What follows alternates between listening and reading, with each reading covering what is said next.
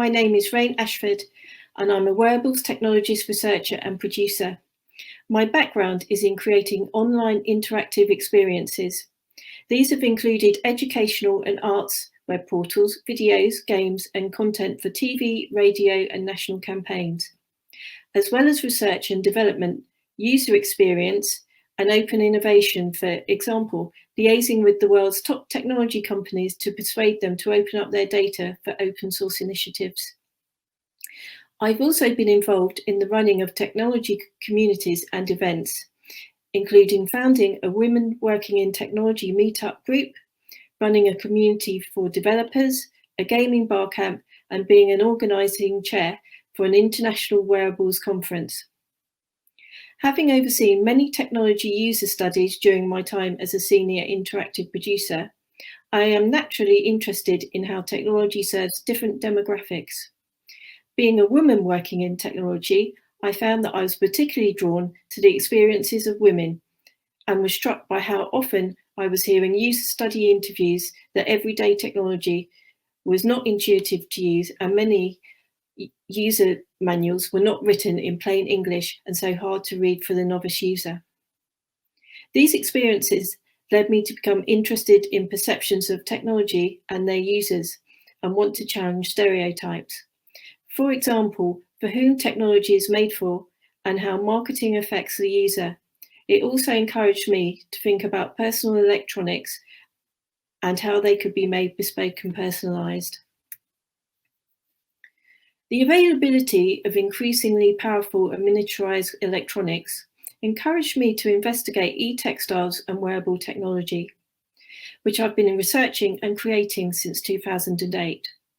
For me, melding technology with textiles and other materials showed that electronics doesn't have to be contained in bland boxes with the electronics hidden away, or hard, angular, and ugly, but instead can be soft, colourful, and beautifully designed, and also bespoke to the user. This slide shows some very early examples of my wearables projects from around 2008, which started me on a journey creating sensory e-textiles for wearables that included various sensors and actuators for visualizing data. For example, heart rate, temperature, movement, galvanic skin response, EEG, and proximity, but also various forms of barometric and environmental data and fun interfaces for making music via scales, embroidered notes, and words, as well as games. This interest pushed me towards a computing PhD in responsive and emotive wearables, for which I graduated from Goldsmiths, University of London in 2018.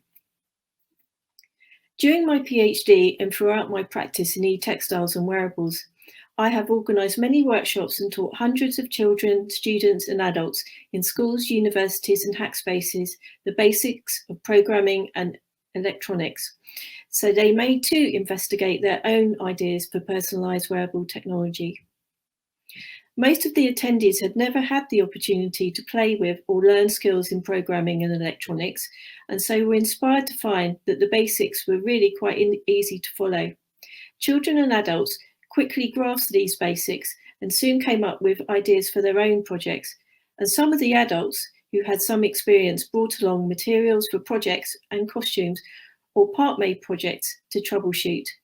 All in all, they've been great fun and hopefully have led to them taking further interest in computing and electronics. My own practice fuses design, code, and hardware to investigate how wearable technology can be used to create new forms of nonverbal communication using physiological and environmental data amplified as sensory feedback. My PhD research focused on opinions regarding the experience of wearing these artifacts in public and private spaces, including investigating issues around personalisation, aesthetics, and functionality, as well as ethics and privacy. To investigate if there was an audience for emotive wearables, I first created this research prototype, the EEG visualizing pendant, to allow me to run a series of focus groups, field tests, and surveys with over 50 potential users of mixed gender experience and background. The pendant was developed for use in social and formal situations or for personal observation use.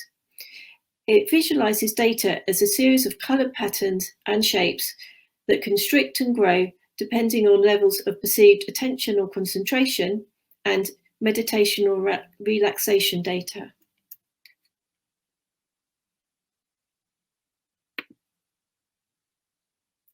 The device visualizes and broadcasts two streams of data sent via Bluetooth EEG headset. The visualized data may reveal hidden aspects of the user's state that might not be given away by body language or verbal communication alone, and is amplified by an LED display for those around to interpret. That is, if they have been instructed as to how to decode the visualizations. The pendant's functionality includes record, live, and playback modes. From these user studies, I developed two new iterations of the EEG pendant. One, Think About EEG Amplifying Dress, which was designed as a response to a focus group with young women who vocalized an enthusiasm for an emotive wearable that could convey their physiological data to friends and others via an illuminated garment. It is intended for usage in social situations where there is loud music, low lighting, dancing, and when people would be observing each other and taking cues from body language or gestures. The fiber optic strands are positionable for personalisation and move with the body when dancing.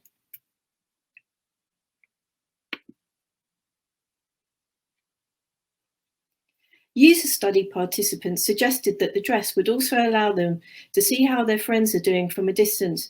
For example, they said they'd like a garment that indicated to friends to come and intervene if they were feeling uncomfortable or being hit upon and wanted a polite means of escape by interruption of a situation they did not want to be in.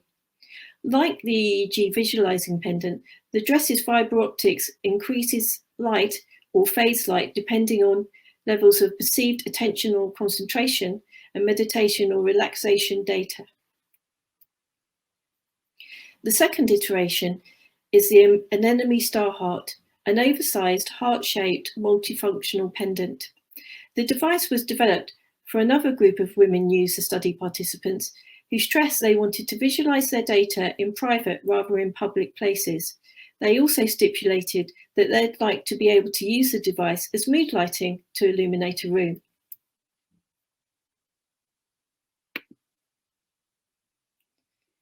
Uses for the pendant include broadcasting data in intimate social situations with friends, partners, and family as an aid for relaxation via meditation, and also for monitoring productivity.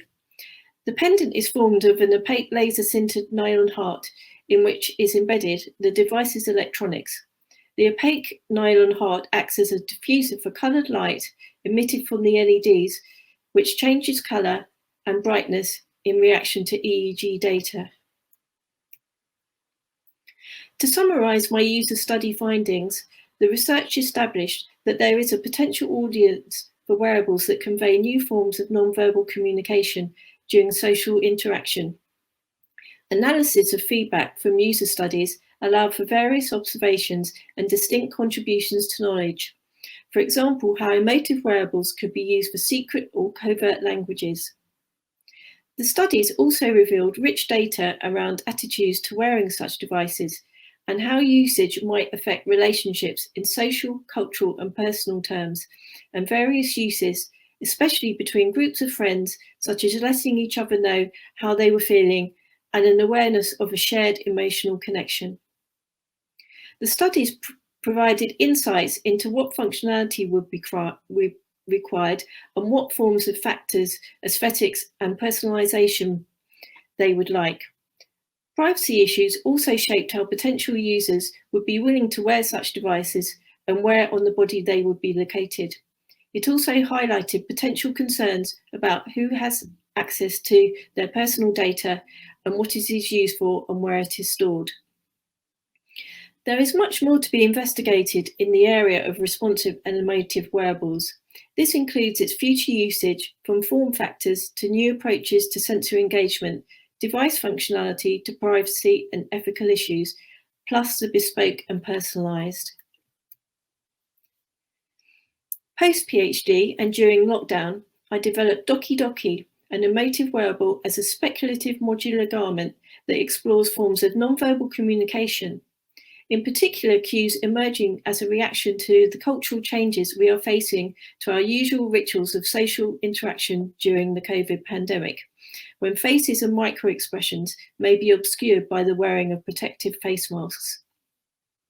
On automatic mode, the LED display periodically switches from visualizing the time in binary to amplifying emotive and environmental data. This is in the form of changing heart rate, gleaned from an ear sensor, of the wearer as they respond to social and situational interaction, and may be interpreted by the observer as emotive data.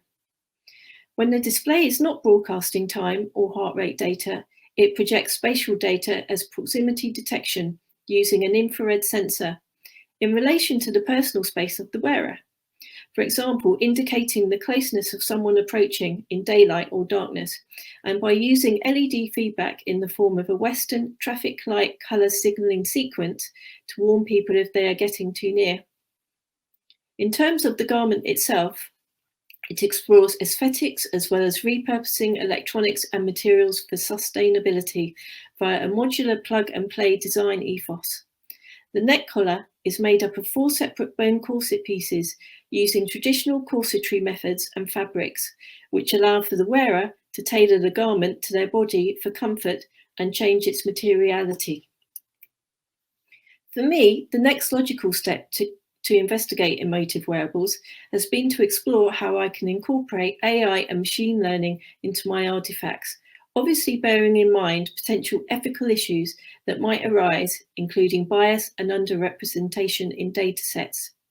For these new wearables, I have been experimenting with TinyML, which is tiny machine learning, via various microcontrollers, sensors and platforms such as TensorFlow Lite and Edge Impulse to develop and embed systems for my devices.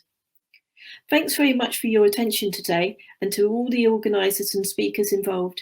If you'd like to find out more about my work or discuss possibilities for collaborating, please contact me via email at rain@rainashford.co.uk or view my blog or LinkedIn profile. Happy International Women's Day to everybody. Thank you.